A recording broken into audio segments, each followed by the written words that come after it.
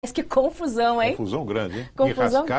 Enrascada daquelas. Como é que a base de oposição vai se organizar para impedir uma segunda ilegalidade? Porque a primeira já aconteceu.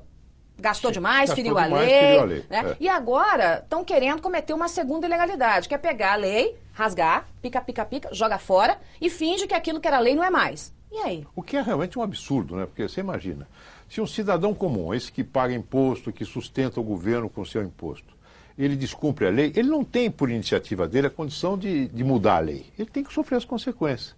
Agora, a Presidente da República está acima de tudo. Olha, eu descumpri a lei de responsabilidade fiscal, tinha lá um objetivo fixado na lei de economizar 1,9% do PIB. Eu não economizei, pelo contrário, produzi um déficit, estou gastando mais do que arrecadei. Isto é uma infração à lei, é um crime de responsabilidade. O presidente não pode fazer isso. Então vamos mudar a lei. E ela quer a cumplicidade do Congresso para isso. É claro que a oposição já está mobilizada, nós estamos muito mobilizados contra isso. Não só, isso não é a mera batalha política, nós consideramos que o respeito a esta lei, a lei de responsabilidade fiscal, que exige que o governo, nas suas diretrizes orçamentárias, fixe, com apoio do Congresso, uma meta de economia, é absolutamente fundamental para que as contas públicas se equilibrem, para que o governo possa ir aos poucos diminuindo a dívida pública, que é imensa, porque as consequências são graves, são juros muito altos, é paralisia da economia, é desemprego, não é mesmo? Então, a oposição se mobiliza contra essa mudança. E nós temos margem para isso. Por quê? Porque semana que vem, provavelmente, o governo vai conseguir aprovar a sua proposta de mudança da lei, de acabar com a meta fiscal na Comissão de Orçamento. Lá não tem jeito, porque a maioria, né? Nós já esgotamos senador, todos os recursos, a maioria vai prevalecer. Agora, depois tem outra etapa, que é a etapa do plenário do Congresso. Porque a lei orçamentária tem que ser decidida pela reunião conjunta da Câmara e do Senado, o Congresso Nacional. E a Constituição exige que as matérias que estão na pauta do Congresso sejam votadas na ordem cronológica da sua inclusão na pauta do Congresso. Ora, antes dessa proposta da presidente Dilma, nós temos lá 42 vetos, leis vetadas. Cada veto tem algumas dezenas de dispositivos vetados dentro da mesma lei. Então nós vamos, e a Constituição exige que se vote matéria por matéria. Não vai dar tempo. E também não dá para mudar a Constituição até dia 22 de dezembro, né? Não, porque o PT pode ter essa ideia. Vamos mudar a Constituição, impossível. Né? E não tem jeito. Tem que cumprir o regimento, e o presidente do Congresso, o presidente Renan Calheiros, já afirmou na reunião de líderes que o regimento seria cumprido. Houve uma tentativa de fazer um acordo, votar englobadamente, mas somente se houvesse um acordo, e nós não topamos o acordo. Ou seja, a oposição vai trancar a pauta. Nós vamos obstruir. E dissemos isso claramente aos deputados e senadores da base do governo. O governo tem, digamos, autorização do Congresso para gastar, porque esses contratos foram firmados dentro do orçamento.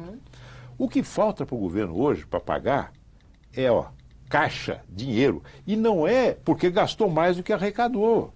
E não é a aprovação da lei que vai fazer brotar o dinheiro. Então é mera chantagem, que não tem nenhum fundamento na realidade. A grande preocupação... Se não é para pagar, é para quê, então, essa mudança? É para salvar a pele da presidente Dilma, das consequências jurídicas do fato de ela ter infringido a lei orçamentária, podemos falar sobre orçamento, e a lei de responsabilidade fiscal. Que consequências são essas, senador?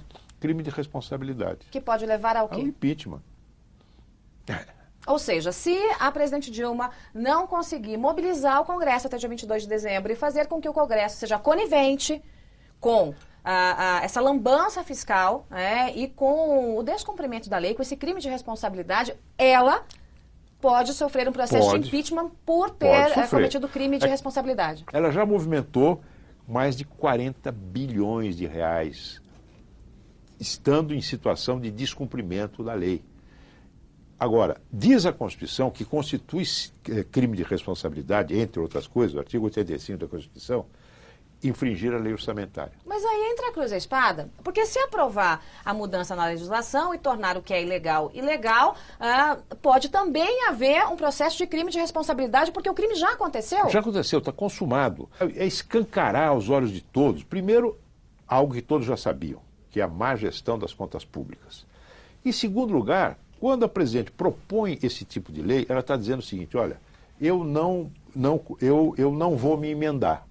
Eu vou continuar sendo, digamos assim, cigarra fingindo que sou formiga. É isso. Para quem não acompanhou... Isso é juros altos, isso é economia parada, entendeu? É tudo isso.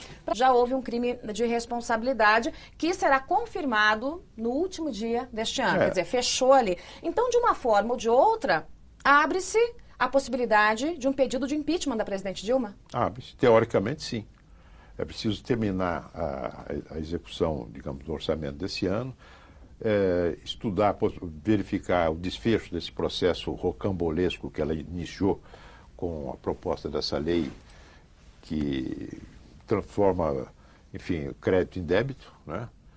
E daí vem a justificativa do grande desespero do governo para querer aprovar isso de qualquer jeito, mandou para que acontecesse a toque de caixa no Congresso, cortou até pela metade a tramitação do regime de urgência, quer dizer... Não, veja como é o desespero do governo. Veja a que ponto eles estão aflitos. Primeiro mandou esse projeto de lei, mudando a lei de diretrizes orçamentárias.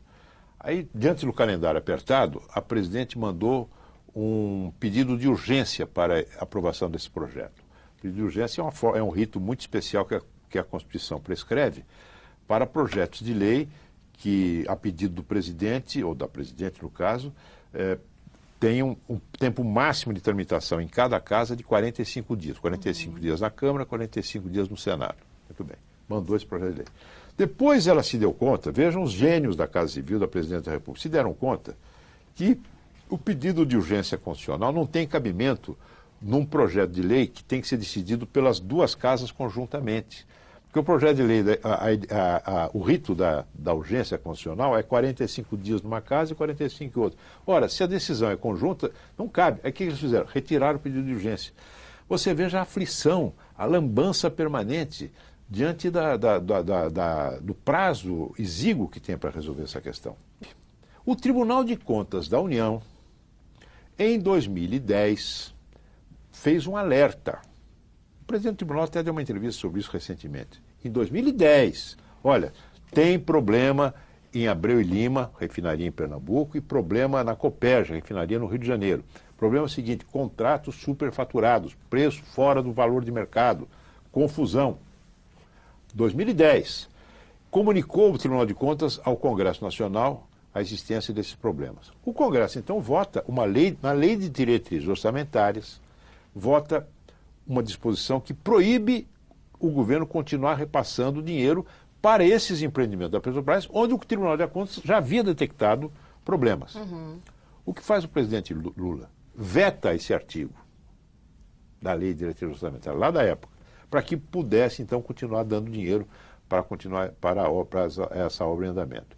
E quem manda essa mensagem com o veto do presidente Lula ao Congresso Nacional? A então chefe da Casa Civil, Dilma Rousseff. Sabe que eles não... Então, aquela época, veja, eles já deviam ter dito, olha, gente, espera um pouquinho, está havendo problema, né? Vamos rever esses contratos, vamos investigar. A presidente Dilma, aliás, não era só chefe da Casa Civil, era presidente do Conselho de Administração do Petrobras. O Zé Janine, mesmo depois de ter renunciado ao mandato para não ser cassado no episódio do Mensalão, ele continuou mandando na BR Distribuidora e indicou para a diretoria de abastecimento e gás, de petróleo e gás, o Paulo Roberto Costa. Foi indicação dele.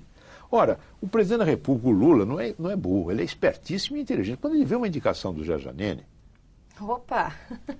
Para que é? É para produzir petróleo e gás? Para abastecer petróleo e gás? E a Dilma não sabia disso? A digital? Para fechar o cerco, né? Claro, o herdeiro de José Janine no escândalo aí do Petrolão é ninguém mais, ninguém menos que o goleiro Alberto Youssef. Quer dizer, eu estou com pena desse Paulo Roberto Costa, sinceramente. Porque ele, que era diretor da Petrobras, ele assumiu que desviou 40 milhões de reais. Eu estou achando ele pobre também, senador. E se comprometeu a repatriar. Um assessor de um diretor, assessor sozinho, do Renato Duque, Renato Duque. Ele confessou ter desviado só para ele, sem fora partido, só para ele, 250 milhões de reais. Então, o Paulo Roberto Costa deve estar se sentindo um mendigo. Foi passado para trás. Perto do... Ou está escondendo mais contas aí. Eu acho que tem que refazer essas contas aí com o Paulo Roberto Costa. Então, não é como é escandômetro que você falou? Escandalômetro. Tem também um desviômetro aí. Desviômetro. É o desviômetro do escandalômetro do Petrolão.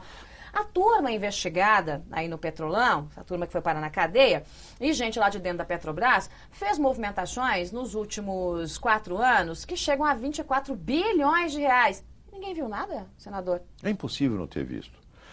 E se não viu, é porque foi mau gestor. Não tem escapatória. Uma coisa desse tamanho, que envolve um conluio entre políticos, empresas e funcionários, altos funcionários da Petrobras, e que dura 12 anos, não tem como pessoas não saberem, não terem, é impossível. Agora, se soube e não fez nada, é porque é cúmplice. E se não soube, se deixou isso passar, é porque é incompetente. Não tem jeito. E a presidente Dilma, é bom que se lembre, ela granjeou uma reputação de grande gestora porque foi ministra de Minas e Energia, chefe da Casa Civil, e nessas duas posições ela era a pessoa forte na Petrobras, presidente do Conselho de Administração da Petrobras, que legalmente é responsável por muitos dos atos da diretoria, corresponsável por muitos dos atos da diretoria executiva. Ela foi à CPI mista da Petrobras no dia 11 de julho.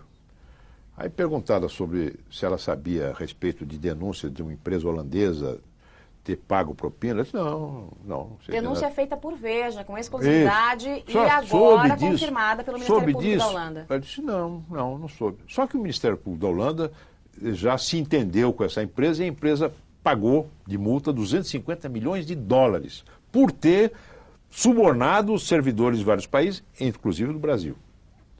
Então, mas dia 11 de julho ela disse que não sabia de nada. Acontece que agora, recentemente, ela dá uma entrevista para o Estadão, perguntada sobre se ela sabia, sim, eu já sabia. Desde quando? Desde maio.